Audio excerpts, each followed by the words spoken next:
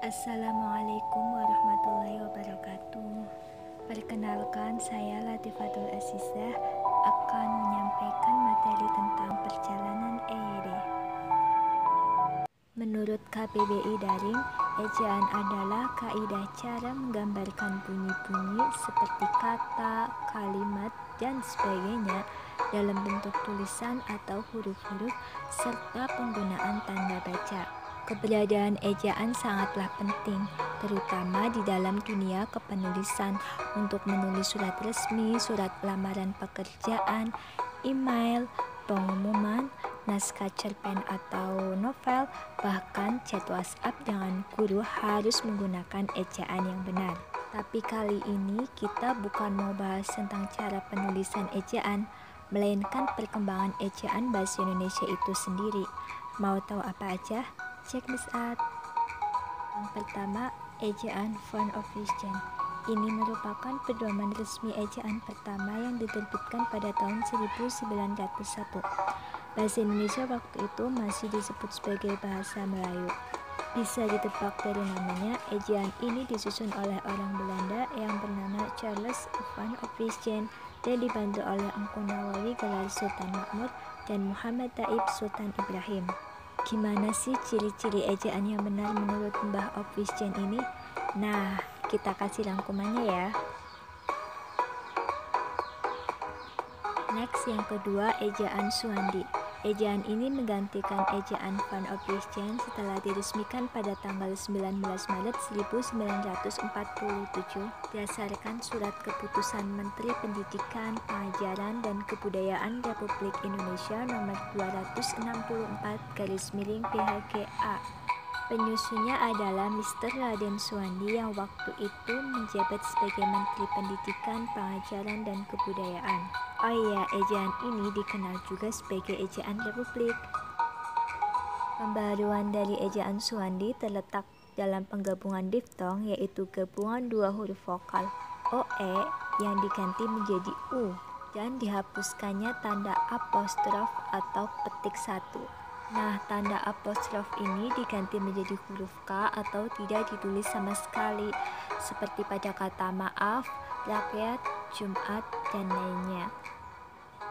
Ketiga, ejaan pembaharuan. Melalui Kongres Bahasa Indonesia II di Medan tahun 1954, Profesor Muhammad Yamin menyarankan agar ejaan Suwandi disempurnakan. Nah, apa aja sih yang disempurnakan? Pertama, membuat standar satu fonem satu huruf. Diftong AI, AU, dan OI dieja menjadi AI, AU, dan OI. Dan yang terakhir, tanda hubung juga tidak digunakan dalam kata berulang yang memiliki makna tunggal, seperti kupu-kupu dan alun-alun. Tapi ternyata ejaan ini tidak jadi diresmikan dalam undang-undang. Next, 4. Ejaan Melindo. Melindo ini akronim dari Melayu Indonesia. Penyusunan ejaan ini disusun pada tahun 1959 atas kerjasama Indonesia dan Persekutuan Tanah Melayu atau Malaysia. Nah, untuk perubahannya tidak jauh berbeda dari ejaan pembaharuan. Ejaan Melindo ini bertujuan untuk menyeragamkan ejaan yang digunakan kedua negara.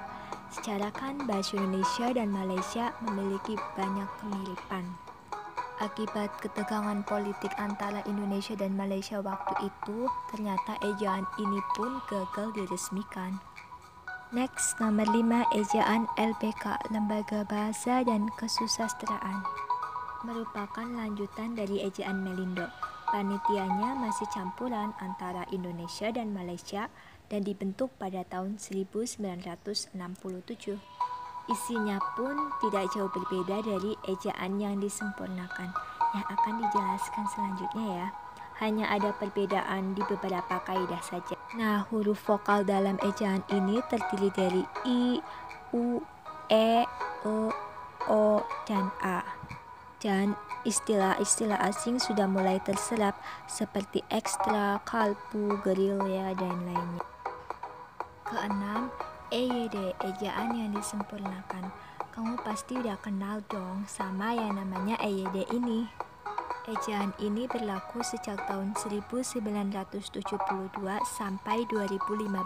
Antara deretan mantan ejaan di atas, EYD ini yang paling awet.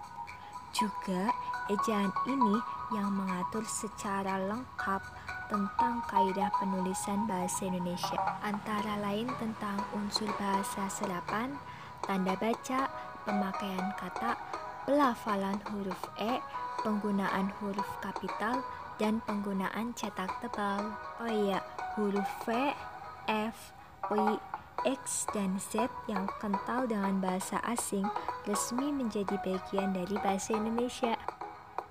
Las, Ejaan Bahasa Indonesia atau EBI. Berdasarkan Peraturan Menteri Pendidikan dan Kebudayaan Republik Indonesia Nomor 50 Tahun 2015 tentang Pedoman Umum Ejaan Bahasa Indonesia, EBI pun resmi berlaku sebagai ejaan baru bahasa Indonesia. Latar belakang diresmikan ejaan baru ini adalah karena perkembangan pengetahuan, teknologi, dan seni sehingga pemakaian bahasa Indonesia semakin luas.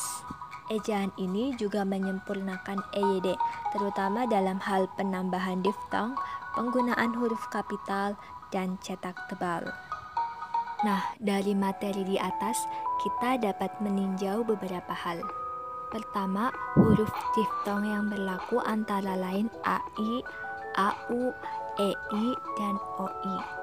Lafal huruf E menjadi 3 jenis, contohnya seperti pada lafal petak, kena, militer.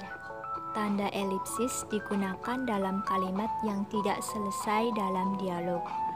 Huruf kapital pada nama julukan seseorang, contohnya Pak Haji Bahrudin.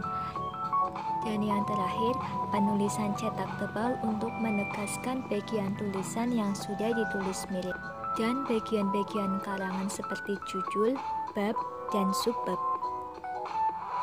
Terima kasih untuk yang sudah menonton video ini. Bila ada kesalahan kata, mohon dimaafkan. Wassalamualaikum warahmatullahi wabarakatuh. See you.